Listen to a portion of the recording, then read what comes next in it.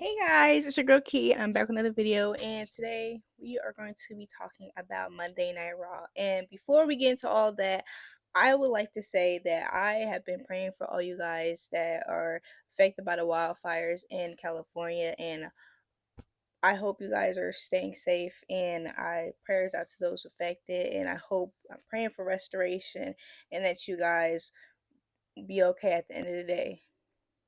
But Monday Night Raw, the second Raw on Netflix, start it started out with a bang, okay? Because I expected Punk to come out and basically say that he is going to go into the Royal Rumble. I expected him to tell you guys how he was going to go going forward, what he was going to chase going forward. Because ever since they had a little suspicion about a fight between CM Punk and Gunther, I've been wanting that.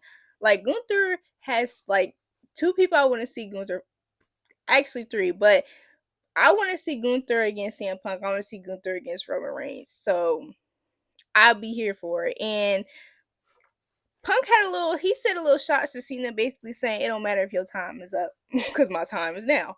Like, and that's a match that I need to see. I need to see Punk and John having a moment, like a last match. I hope the Royal Rumble is not the only time those two are in the same ring against one another.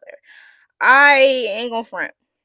I expected Seth. I don't know if I expected Seth to come out at that moment, but I expected somebody to come out because they never let Punk have his moment on Raw. And Seth came out. He basically said, "Yeah, I took that L, but it don't matter. It don't matter." Seth basically declared for the Royal Rumble as well, and I ain't gonna front. I respect Seth, but I don't see him. I really do not see him winning that Rumble. I ain't going in front. I ain't gonna lie to y'all. I don't expect him winning that, but with that moment, all the people that are suspected to be into that Rumble, I am just over here. I'm waiting because I know it's going to be fire. Like all these big names, like Roman being in the Rumble after 5 years, John Cena at his last Rumble, Punk second Rumble for the redemption of his return. Like I'm here for it. I know they're gonna have a moment for us, and I just can't wait for that one. I can't wait for that moment. Like who's gonna be in that moment? How is that moment gonna come up? But I'm here for it. And I just feel as though it's interesting. Like Punk really got a lot of obsessive people, low key. I ain't gonna like sure Drew McIntyre came up for Seth to call him a hypocrite, all that. But I truly think that he came out for Punk too. He came out for Punk. But Drew McIntyre is obsessive. He obsessed over Punk. Now he's obsessing over Roman again. And I don't think it's gonna end well for him because like do something else. Like him declaring for the Rumble was not a surprise to me, but bro, you're not doing it for yourself, you're doing it so Roman don't have it. You know how childish that sounds? You know how do you not have anything for yourself that you want to do? It I'm not getting it. You know, it's not clicking for me, but hey, I y'all let me know. Y'all explain it to me on his level because I don't understand it. I do not understand it at all. Now, I would like to say this. Forgive me, Penta, because I was unfamiliar. I was not aware of your game. I was not aware of it. Like I saw the little clips, I saw all the moments that Penta had, but it's 100% different when you see the whole match. And I saw like the whole match, and it was against Chad Gable, somebody that is up there. He's not a scrub. Like I really, although I want something for Chad, but him being the person that Penta was first going against, it was perfect. It was perfect because you needed a heel. You didn't need nobody to kind of interfere with the pop that Penta was going to get like a good guy. So having it be Chad was not a bad idea. And it also gave a great match because it's not like usually when you see somebody coming in or somebody like being on a main roster for the first time, sometimes that first match they gonna have is a squash match. We just gonna call a spade a spade.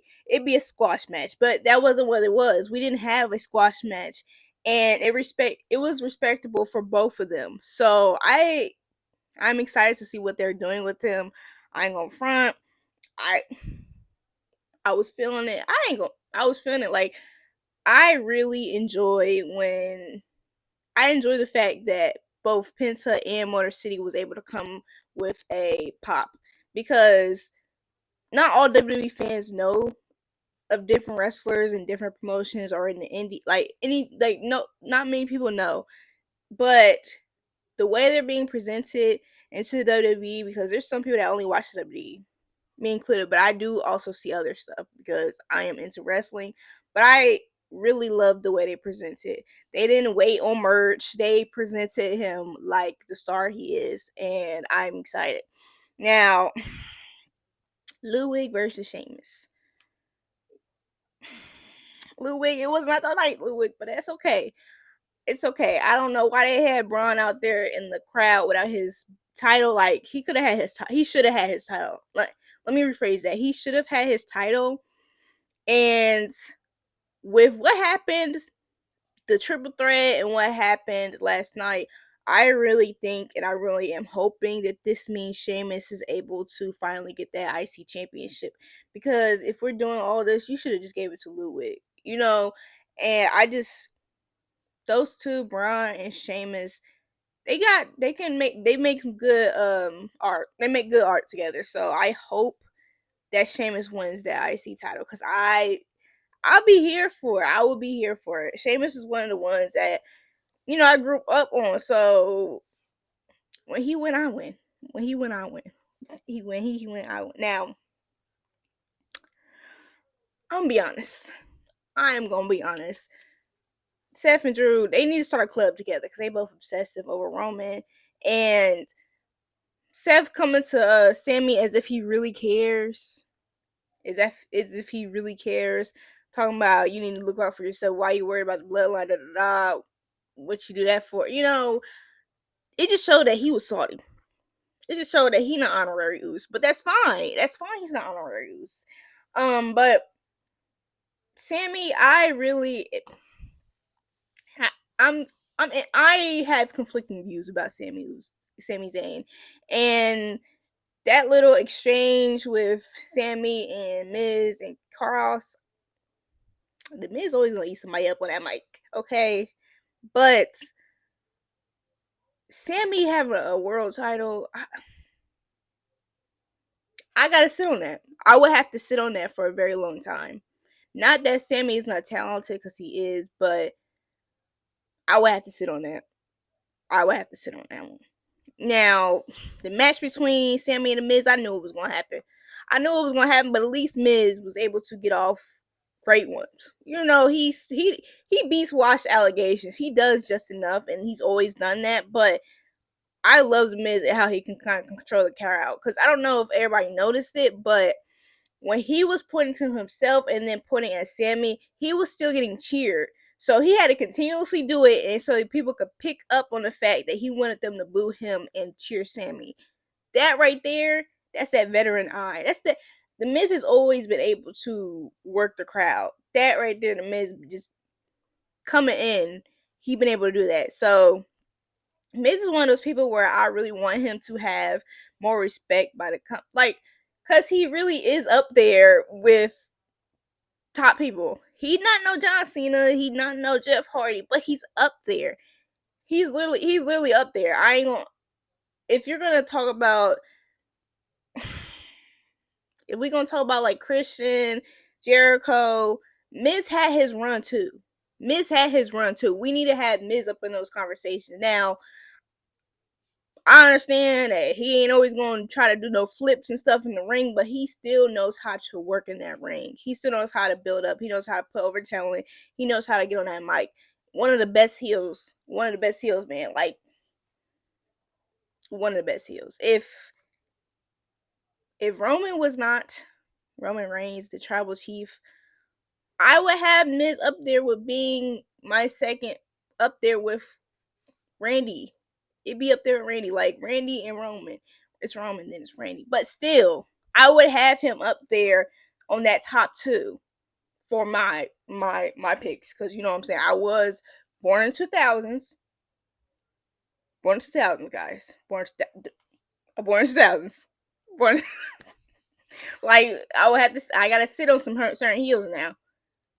But that Randy was different, and so was Roman's. But neither here nor there. I think that Cross and Miz is a great idea. They just need to be able to evolve it and do what they need to do so both of them are still in a good standing. Gunther coming out, I miss Gunther bad. Cause how do you not have it's so interesting to me. Although the matches that they had for the first episode of Raw made sense and it was top matches, but to not have any of your world champions on that card, interesting. Very interesting. So I really missed him. He put his foot in his mouth when he was talking about Roman and that Ula follow though, because like he gonna get to the championship next. Now I want it Gunther to have a long reign, but then I heard that Uso, and I knew the agenda is clear. Now I need to have Jey Uso as our World Heavyweight Champion, and I don't care when it happens, but I want it to happen this year. I need people to put more respect on his name, and that promo that Jay said ate it up. He ate it up because there doesn't need to be a yeet in every line, but Jay and Jay know how to do it. Control the crowd, said chill out with the yeets, let me cook. And I was here for it because Jey Uso is him. Jey Uso was up there, and I really hope that they really, but I hope they are able to present him and continue to present him as the talent he is. Kind of do what you couldn't do with Jeff with Jay, although Jay and Jeff got different styles, but the sentiment is still there. The sentiment is still there. Y'all should still know what I'm saying. I hope y'all still know what I'm saying. The women's IC championship for the inaugural women's champion. I am happy because I wanted her to win so bad. But I'm disappointed on how short that match was. I'm so disappointed on how short that match was because if it was gonna be that short, you should have just put it on the first episode. It like the women always gonna do what they have to do, and they did amazing, Dakota and Lyra. But I'm so happy for Lyra because we saw what she was capable of doing during the Queen of the Ring tournaments. So to see her being able to get that championship, be the first one as well, that has to mean a lot. Like the NXT call ups. We just waiting for Carmelo Hayes because why hasn't Carmelo Hayes had his moment? Every other NXT call up had their moment by either getting they got a title. They got a title. Where's Mellows? Where's Mellows? Well, except Blair, but we not talking about her. Like I don't. And Kiana, I think she's injured. But like every over call up have gotten something. Where is Mellows? Because Melo could have won that U.S. Championship. So I'm hoping that the plan is to have Melo at WrestleMania and winning the U.S. Championship. I'm hoping that's the plan. I hope it's the plan because if not, what are we doing here? What are we doing here? What are we doing here? What are we doing here? Now after that, Big Jim could take that title. But neither here nor there. This is Lyra's moment. And I wanted that match to be longer, but I know that now as a champion, she's not going to disappoint. She's going to put out bangers after bangers after bangers after bangers after bangers. Because that's just what she be doing. Like, okay, Nightwing, do what you got to do. I'm be here for it. I'm going to be seated. You can run it back with Dakota.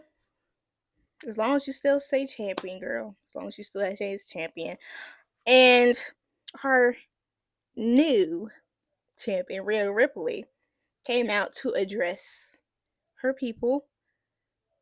She is back on top, which that's a very whatever. That right there, I'm glad that Liv didn't come out.